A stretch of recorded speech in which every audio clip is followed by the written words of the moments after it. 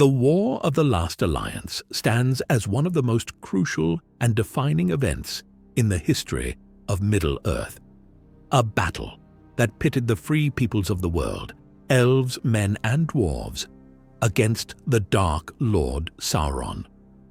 The climactic moment came when Isildur, the son of Elendil, stood poised on the brink of destroying the One Ring in the fires of Mount Doom, the very place where it had been forged.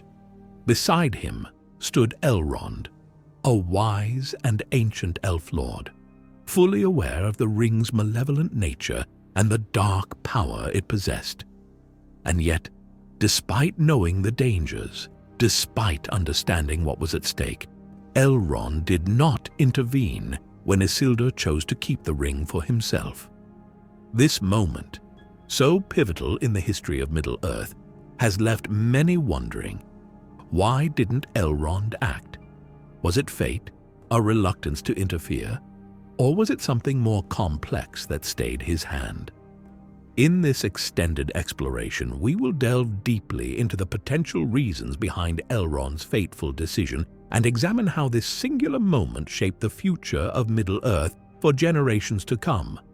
To understand Elrond's inaction, we must first explore the nature of the One Ring itself.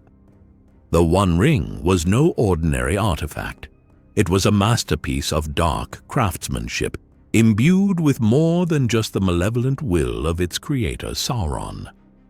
The ring was an extension of Sauron's very essence, a vessel containing a portion of his life force.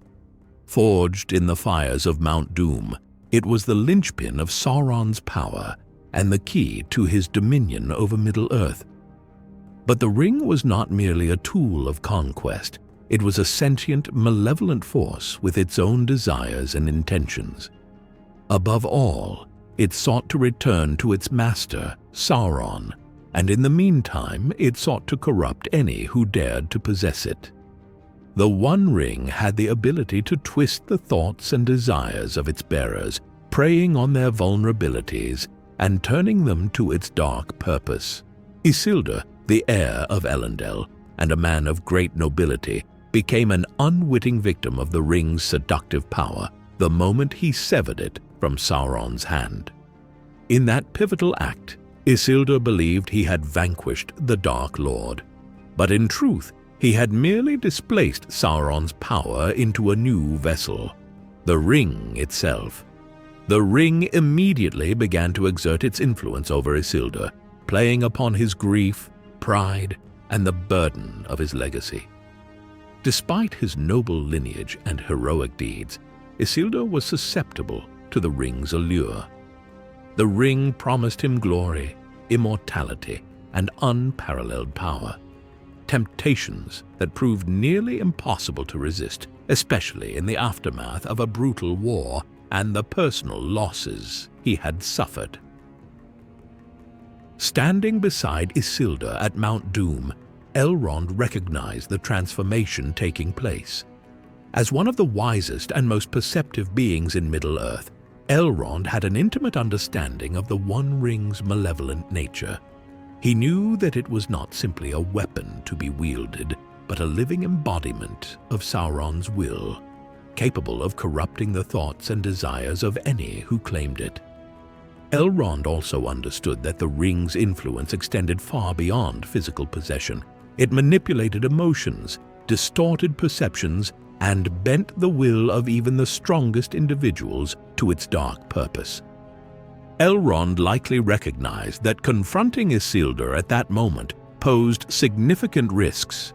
The ring, having already begun to work its dark magic on Isildur, could have incited paranoia, aggression, or even violence in its new bearer. Any attempt by Elrond to separate Isildur from the ring could have been perceived as a hostile act, potentially turning Isildur into an enemy or causing him to flee with the ring, making its recovery or destruction even more difficult. The relationship between elves and men during this period was fragile at best. The alliance forged during the War of the Last Alliance was a powerful one, but it was also susceptible to dissolution once the immediate threat of Sauron had passed. A direct confrontation between Elrond and Isildur could have shattered this alliance, leading to mistrust and division at a time when unity was paramount. Although Sauron had been defeated, remnants of his forces remained, and other threats loomed on the horizon. Maintaining harmony among the free peoples was essential for the continued prosperity and security of Middle-earth. Elrond, as a leader and statesman, would have been acutely aware of the political ramifications of any direct action against Isildur. Challenging Isildur's authority as the heir of Elendil and the new High King of Gondor and Arnor could have been seen as an affront to the dignity of his office and a severe breach of protocol. Elrond, representing the elves, needed to maintain a cooperative relationship with the newly established realms of men to ensure continued peace and mutual support against lingering threats. Moreover, the destruction of the One Ring was not merely a physical act. It required the free will of its bearer. Forcing Isildur to destroy the ring might not have fulfilled the necessary conditions to break the ring's power, or it could have had unforeseen consequences given the ring's deep connection to Sauron and the very fabric of Middle-earth's fate. Elrond may have believed that Isildur needed to make the choice of his own accord, for only by willingly renouncing the ring could its power truly be undone. Elrond's understanding of fate and destiny was deeply rooted in his elven heritage and his extensive experiences throughout the ages. Having lived through monumental events, including the rise and fall of kingdoms, epic battles, and the shifting tides of power, Elrond had developed a nuanced perspective on how individual actions fit into the grand tapestry of history. The elves, with their near immortality, viewed time and destiny differently from men. For them, time was not a linear progression, but a cyclical force, with patterns repeating and lessons echoing across generations. Elrond may have recognized that Isildur's refusal to destroy the ring was a necessary chapter in the unfolding story of Middle-earth. This event, tragic as it was, could have been perceived as a catalyst for future heroes to emerge and for the ultimate defeat of evil to be achieved in a more profound and lasting way. Elrond was well versed in the prophecies and foresight that permeated elven culture. He might have sensed that the ring's destruction was fated to occur under different circumstances, involving individuals yet to come, such as Frodo Baggins and the Fellowship of the Ring. Elrond's own lineage embodies the intersection of fate and free will. As the son of Erendil and Elwing, and a descendant of both elves and men, Elrond was intimately connected to the destinies of both races. His brother Elros chose mortality and became the first king of Numenor, while Elrond chose to remain with the elves. This personal history underscored the significance of free will in shaping the future of Middle-earth. In the context of Isildur's decision, Elrond may have believed that forcing the issue would infringe upon the essential freedom that defines the human experience in Tolkien's world.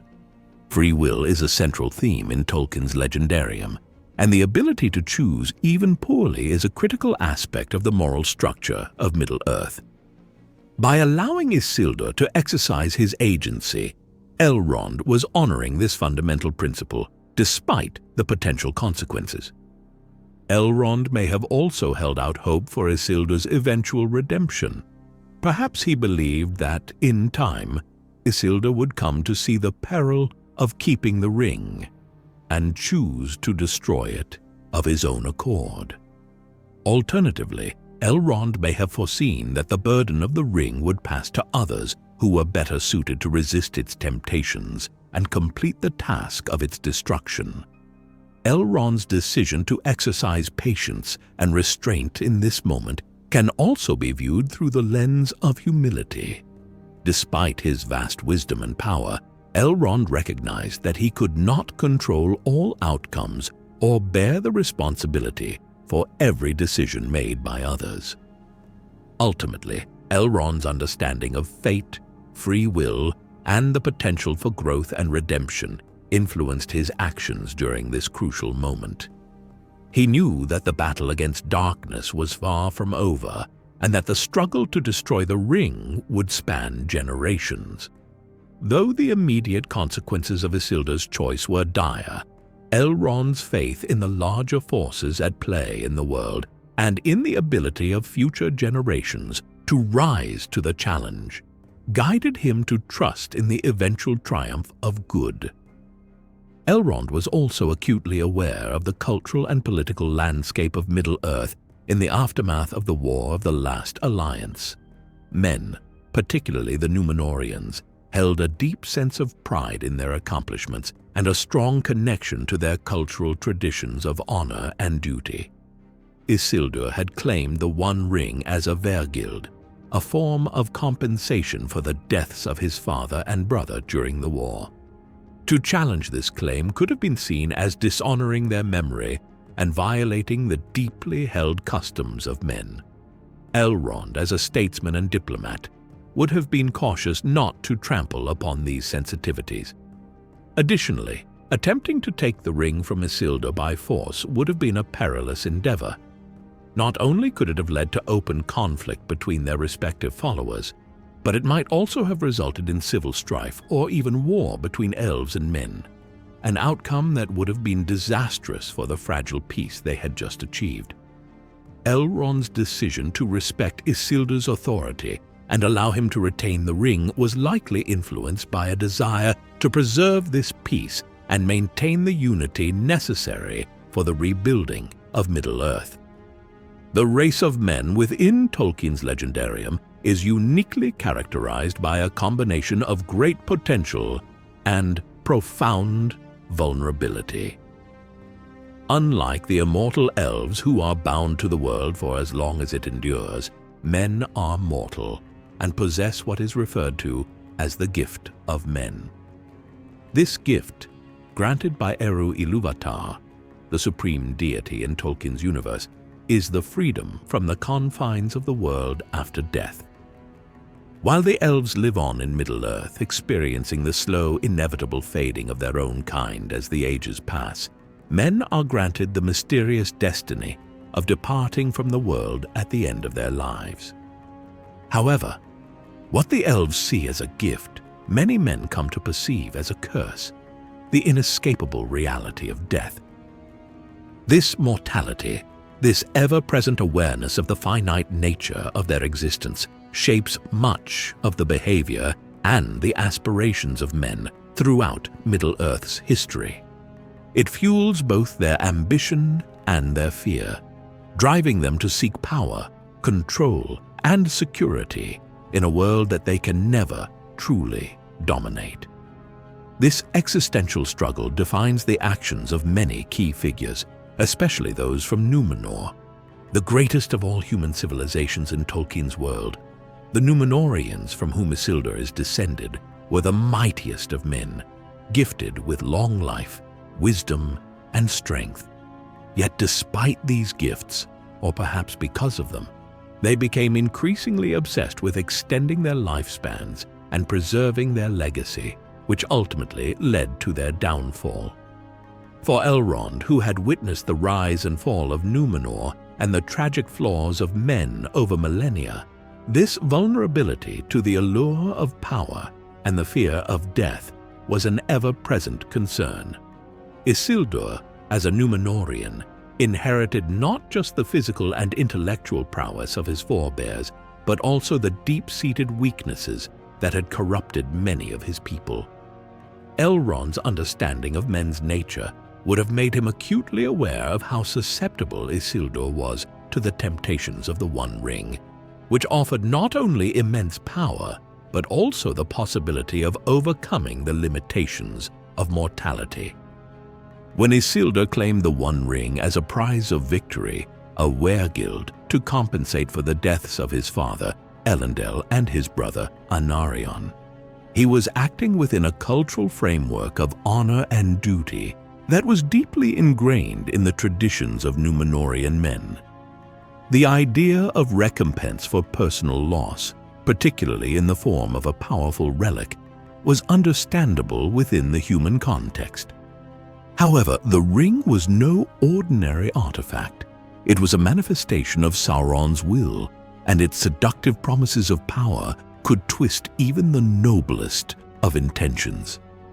Elrond, with his profound wisdom, would have seen how the ring was already beginning to manipulate Isildur's desires, playing on his pride and grief. Isildur's internal struggles were emblematic of the larger vulnerability of men, their tendency to be driven by immediate concerns, emotional impulses, and the desire to leave a lasting legacy. For men who experience the swift passage of time and the inevitable decay of their kingdoms, the allure of something as powerful as the One Ring is all the more potent. Unlike the elves, who see time as an ever-flowing river in which their lives are but ripples, men perceive time as a rapidly vanishing resource. They seek to make their mark on the world, often without fully considering the long-term consequences of their actions. This short-term thinking is one of the central weaknesses that the ring exploits, and Isildur, grieving and freshly victorious in battle, was particularly susceptible. Elrond, being one of the wisest beings in Middle-earth and having lived for thousands of years, understood this vulnerability better than most. He had seen firsthand how men's fear of death and desire for control could lead them down dark paths.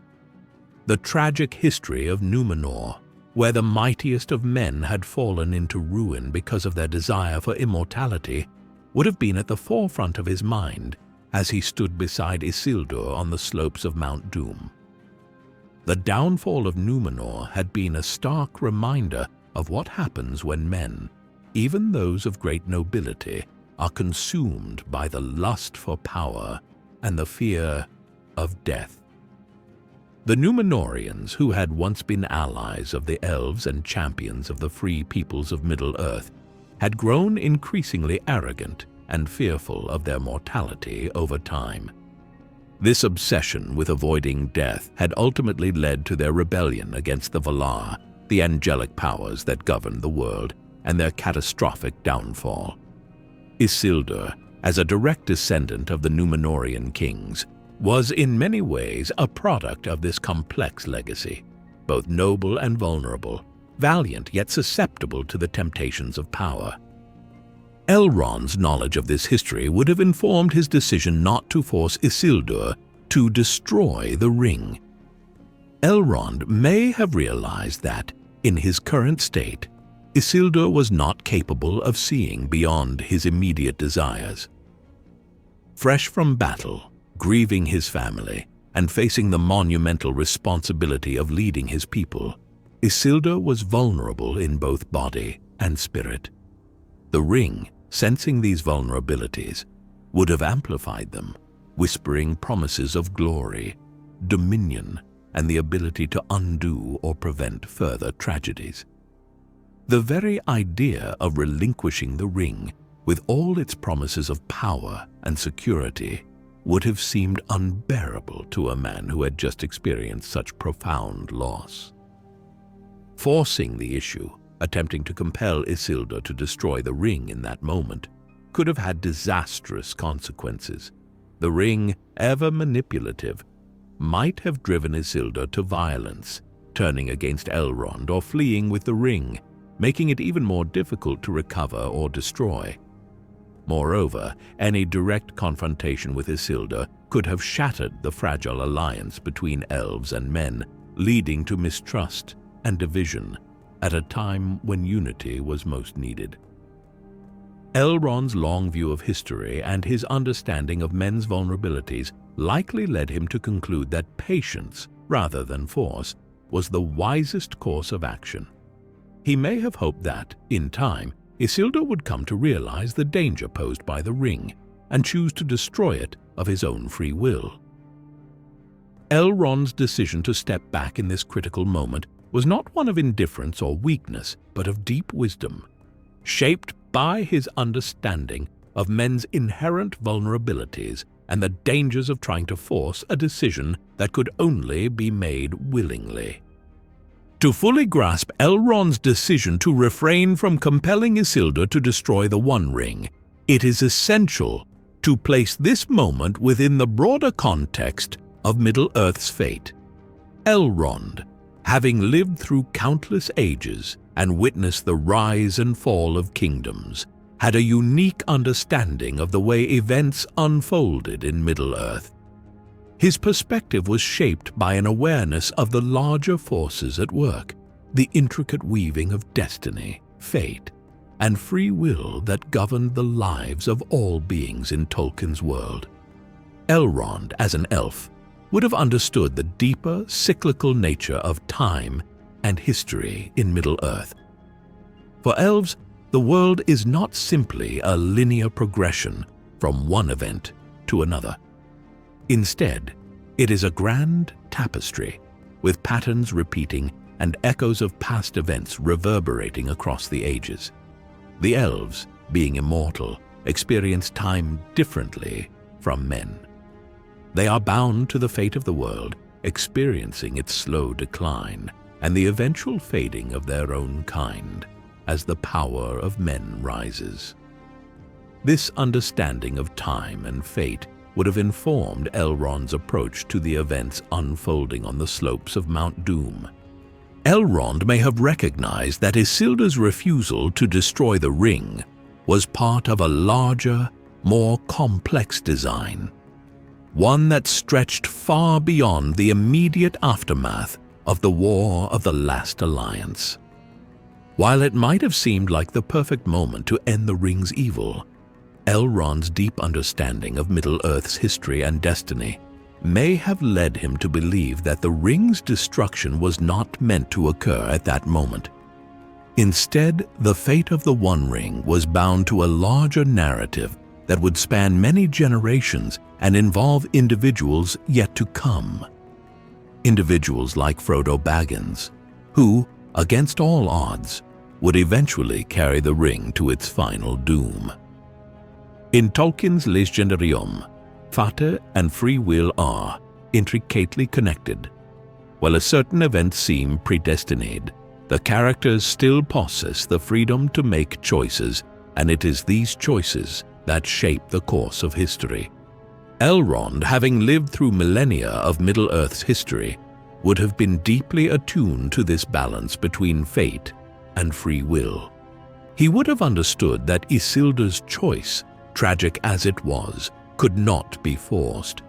In Tolkien's world, the act of destroying the One Ring was not merely a physical act, but a profound moral and spiritual renunciation of power. For the ring to be truly undone, the bearer had to willingly cast it into the fires of Mount Doom. Forcing Isildur to destroy the ring could have had unforeseen consequences, perhaps even preventing the ultimate breaking of the ring's power. Elrond's understanding of the larger tapestry of Middle-earth's fate would also have been shaped by his knowledge of the prophecies and foresight that permeated elven culture. The elves, being deeply connected to the spiritual realm of Middle-earth, possessed a unique insight into the unfolding of destiny. Elrond, like many of the wise figures in Tolkien's world, placed great faith in the idea that certain outcomes were foreordained by the will of the Valar, the angelic powers who govern the world, and by Eru Ilúvatar, the supreme creator. He may have sensed that the ring's destruction was fated to occur under different circumstances, involving different individuals. One of the key elements of Elrond's foresight was his belief in the importance of hope, even in the face of overwhelming darkness. Elrond, like Gandalf and other wise beings in Middle-earth, understood that the fate of the world often rested in the hands of those least expected to play a crucial role.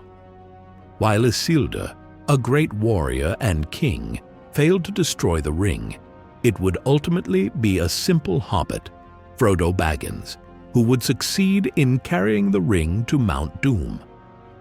Elrond may have recognized that the time was not yet ripe for the ring's destruction, and that another bearer, one less burdened by pride and the desire for power, would emerge in the future.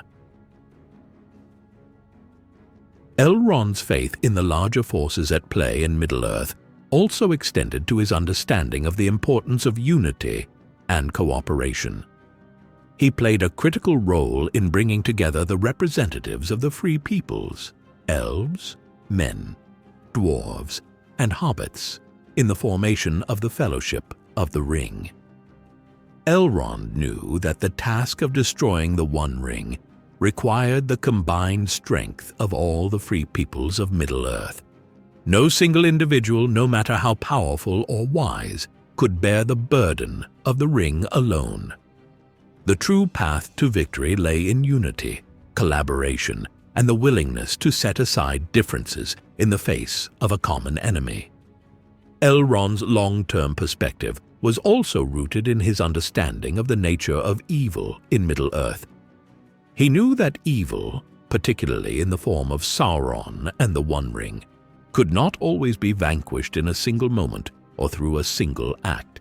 The struggle against darkness was one that required patience, resilience, and sacrifice across many generations.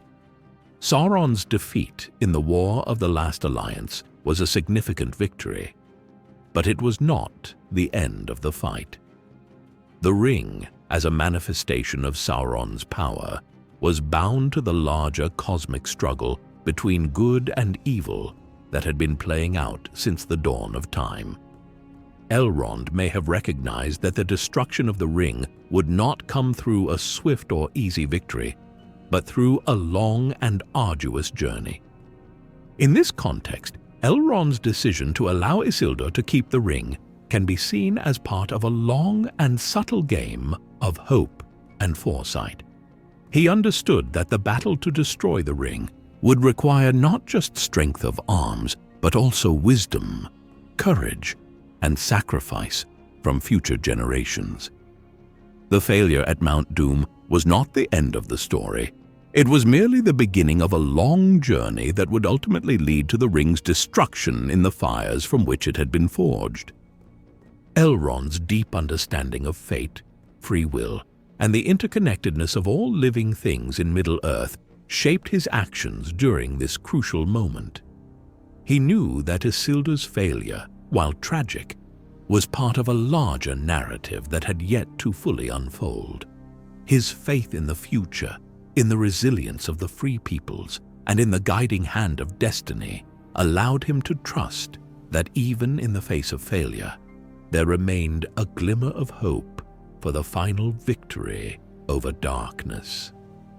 By stepping back and allowing events to take their course, Elrond played his part in the grand tapestry of Middle-earth's fate, a tapestry that would ultimately lead to the triumph of good over evil, though at great cost and over the span of many ages.